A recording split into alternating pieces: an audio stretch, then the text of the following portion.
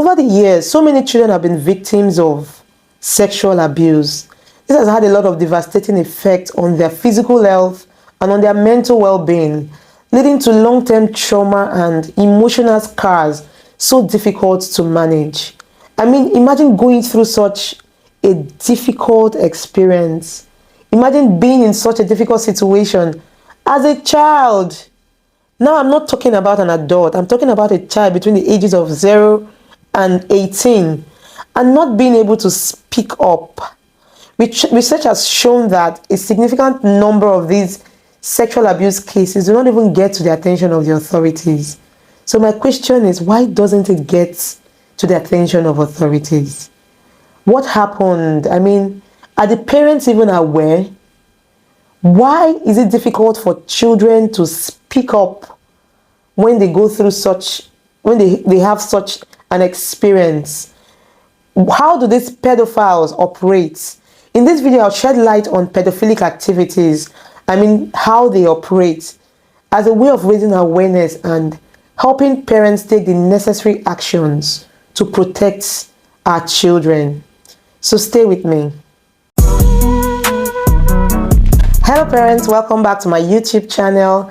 If you haven't met me before, my name is Rachel Okpako. I'm a parent coach, I'm a child and teens counselor, and I help parents unlearn, learn and relearn everything they need to learn about parenting. I mean, the nitty-gritties of parenting to help them, number one, to help them first as parents and to help their children become better in the society. I help counsel children and teenagers that may be going through difficulties and might be finding it difficult adjusting in the society. Now, we're talking about a very vital issue here: sexual abuse, child sexual abuse. I mean, this is not just for parents. If you are an uncle, if you are an aunt, you could be helping the life of your niece or your nephew. You could be helping the life of that child in your neighborhood. You could be helping the life of that child in your environment, in your church, or whoever that child is, if you have this vital information. Now, if you haven't subscribed to this channel, please click on the subscription button. Feel free to like, to share with friends and family that might find this information useful. I mean, that might find this information really useful. It's very important. If you have, or if you had issues with sexual abuse, you can share your experience in the comment section. Did you find help? What happened? Okay, so today we're looking at pedophilic activities. I want you to know that pedophiles are something else. I mean, they are not ordinary. Imagine feeling a certain way towards an opposite sex. Yes, pedophiles look at children and feel sexually attracted to children. Pedophilia is a psychiatric disorder. I mean, it is not ordinary, a situation whereby an adult is sexually attracted to a child. I mean, exclusive interest in children. When I mean exclusive, it means that most of them do not even feel anything for adults, for their fellow adults. So they are only after children. Yes, some persons say it's a sexual orientation. So it means some other persons say there are a group of persons that call themselves non-offending pedophiles. So those non-offending pedophiles say that is how they feel, but they have never victimized a child. That means they've never sexually abused a child. Well, as parents, we don't want to know whether there are non-offending pedophiles or whether pedophiles exist for real as a form of sexual orientation. I mean, we do not care to know, but it is our responsibility to guard our children, to ensure that such people do not even have access to our children. Now, how do pedophiles operate? By grooming. Grooming is a process whereby an adult, a pedophile, a child abuser prepares a child by building a relationship with that child. Now, that person builds a relationship with that child in order to sexually exploit the child, to gain the trust of that child, to sexually exploit that child, to manipulate that child into continuously exploiting that child. Now, grooming can take a lot of stages. We're going to look at the stages, but I want you to know for a fact that grooming can be so gradual, can be so subtle, can be so methodical, like in a way that even as a parent, you will not even see it coming. Like you won't see it coming. Yes, these groomers, they say they have a psychiatric disorder, but they are the smartest people because they do it in a way that you will not even suspect it, even in the slightest way.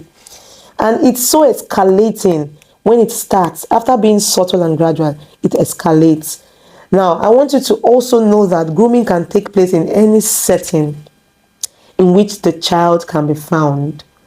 Most likely it takes place in the child's home. That's what research says, that most likely it can take place in the child's home or in the perpetrator's home. But it can take place in any setting. I mean, don't fix your mind that it's only in your home or in the person's home. It can take place in school. It can take place in church, in the church. It can take place in maybe a playground or wherever a child is found. Okay, another thing I want you to know is that it can take place in either a short period of time or in a very long period of time. So there is no time limit to it. These groomers, yes, are methodical, but some of them might just see that, okay, I don't have much time, let me just strike. Okay, so now let's look at the stages. Targeting. How do groomers target their victims? I want you to know that every child could be at risk of being targeted. It's not like before that we suspect that most groomers are male figures. No. Right now, boys are being abused, girls are being abused. So there is no gender to it. So groomers target, number one, based on gender, maybe their preference. Of course, if it's a man, he will most likely want to groom a girl, right? And most women most likely want to groom boys.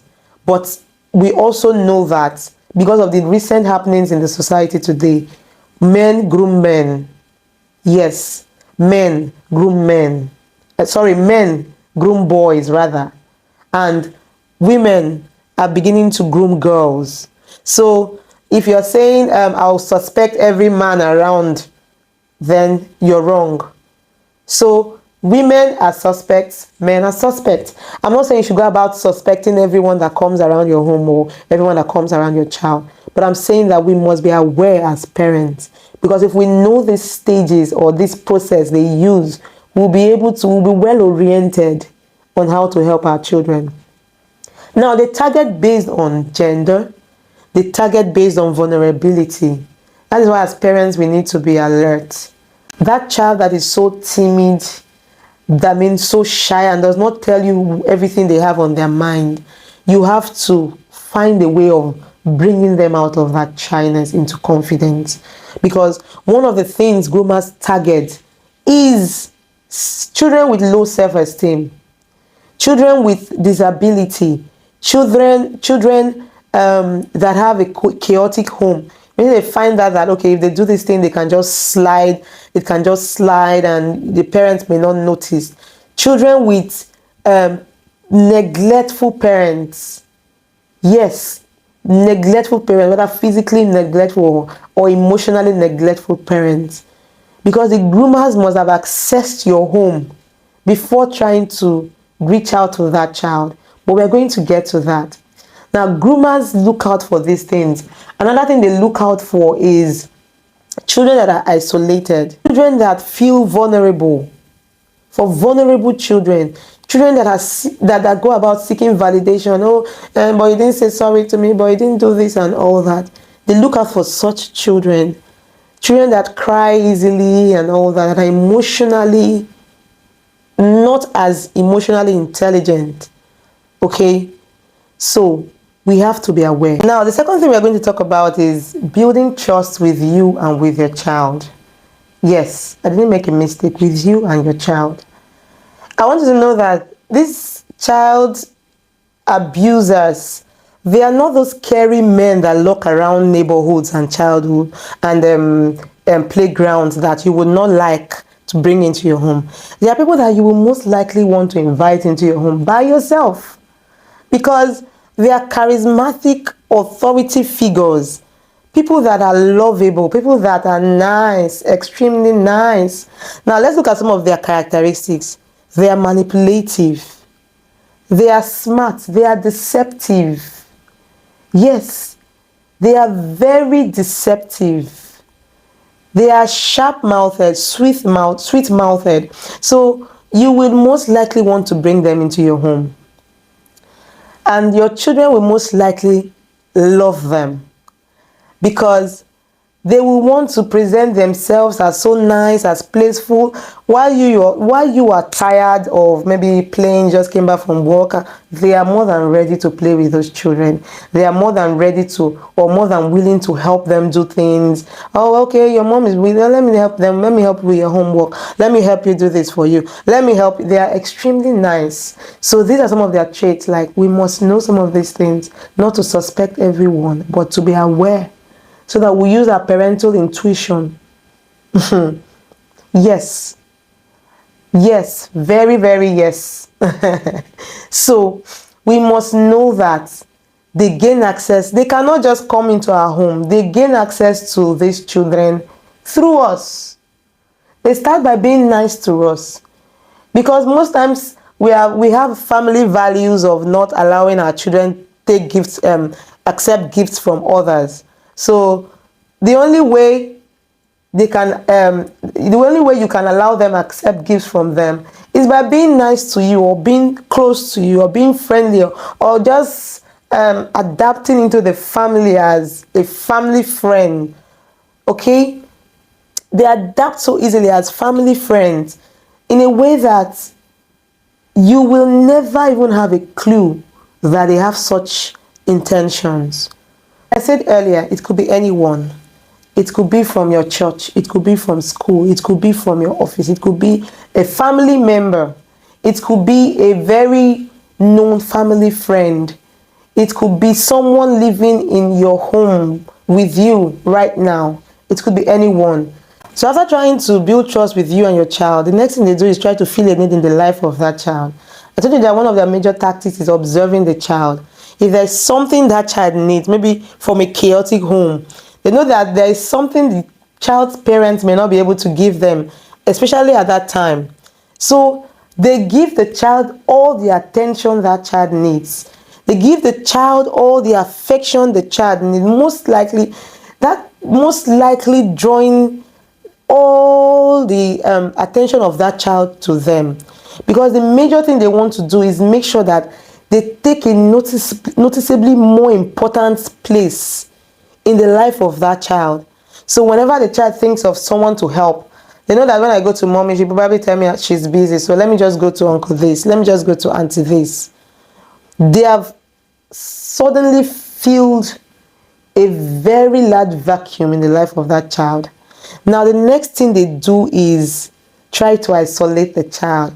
Immediately they know that they have gotten the attention of that child, they isolate the child from loved ones, from family, from parents, from siblings, want to be alone with the child most of the time, want to spend more time with the child so that the child will get more used to them.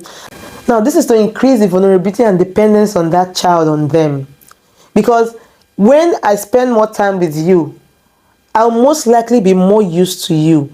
I'll most likely build connection, a certain kind of connection with you. So they build that connection with that child by feeling that need, and then isolating the child from every other person, even from siblings most of the time. Where is this person?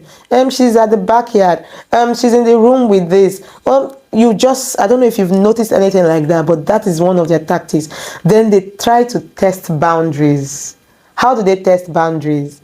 You see some ladies that are well older than children, they dress up in front of the children without caring, without even being bothered about it.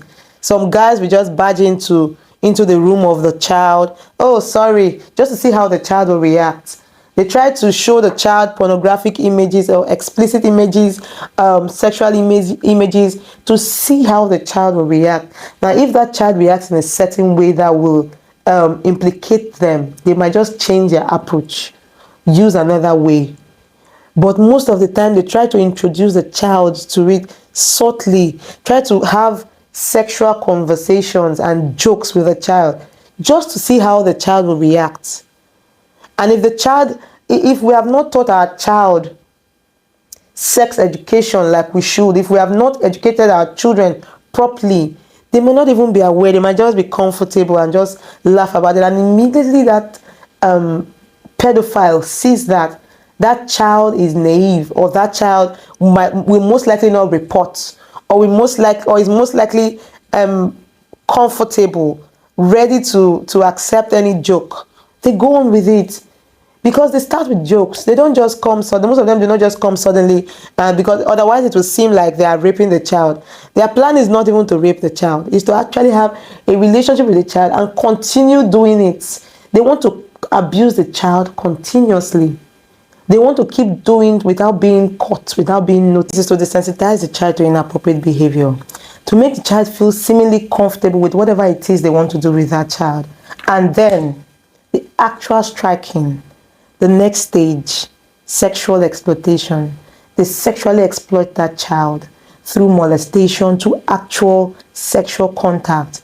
I mean, I don't know. I wish, I feel so sad. Like, it's so sad that a lot of children cannot actually talk to their parents after having such an experience. It's really sad. Like, it's really, really sad that they can't talk to their parents after. Some persons say, I went through this experience for 3 years, some persons 5 years, and so on. Imagine having an abuser in your home and abusing your child for years.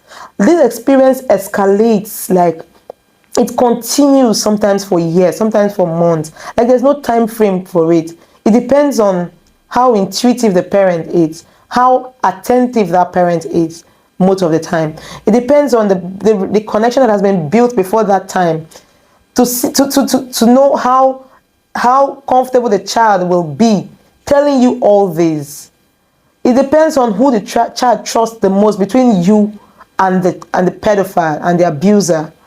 Now, the next stage is actually maintaining control, manipulation, and maintaining control over the relationship, because that pedophile makes the child feel like, the groomer makes the child feel like they are complicit in that relationship. So if whichever be the case, if they report it, they too will be in trouble.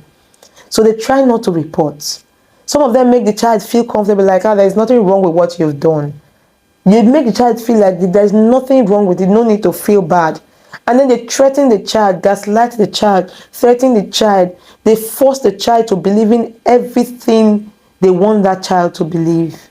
And most times, children die in silence, suffer in silence. I want you to know that these stages are not always linear or strictly sequential.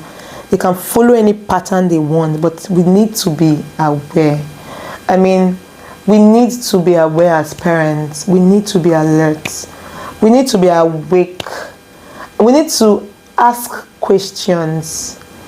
I mean, how will a child that was sexually abused not tell you until they grow into adulthood, and maybe they just leave it like, let me just leave it, I'm already grown, there's no point. Like, doesn't not mean we have failed as parents, because we are not there to help that child emotionally growing up, because this is not a simple experience that someone will just forget.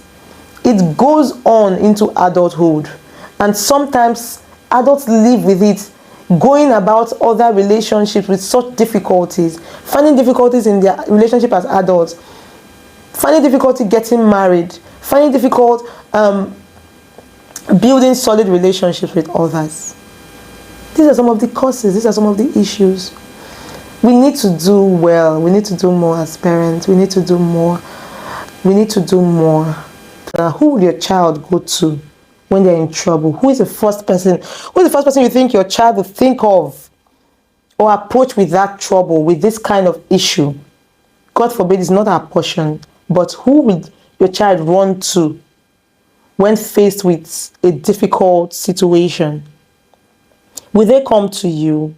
Like, will that child come to you? Okay? These are some of the things we need to ask ourselves as parents.